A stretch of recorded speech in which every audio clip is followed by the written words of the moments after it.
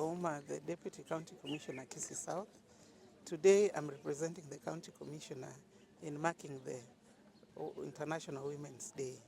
So we have a lot to celebrate. We have the State Department affirmative action on gender and affirmative action, trying to propagate gender issues on women. We have the National Government Equality Commission, and we have the Constitution.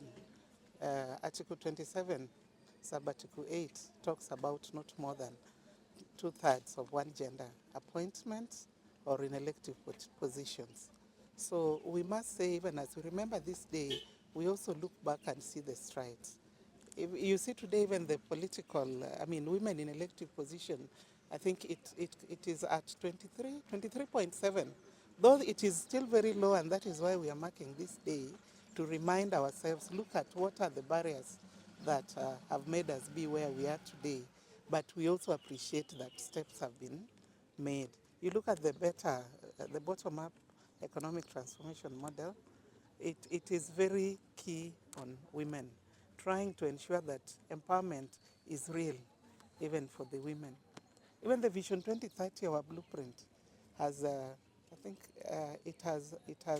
it is also very strong on women empowerment.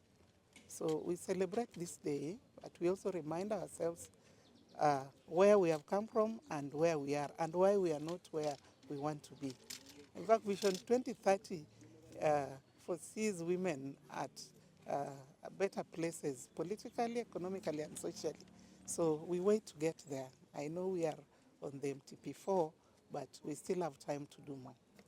Ni msimamishi wa kikundi cha CSOs in Kisii County.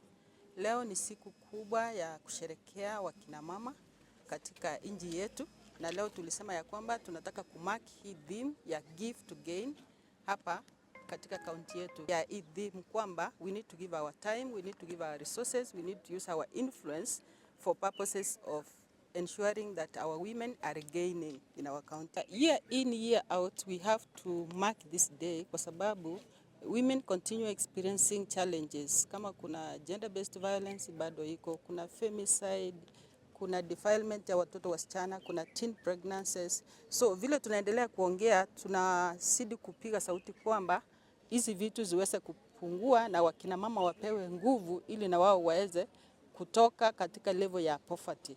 So tukiangalia tunaona ya kwamba kuna baadhi ya wamama ambao wametoka nje na wanaweza zungumza, wanaweza jisimamia, wanaweza enda shule. Hata transition ya wasichana imekuwa kubwa. They can transit from primary to secondary school level. So there are some levels of milestones ambazo tumetengenezwa, but we need to do more.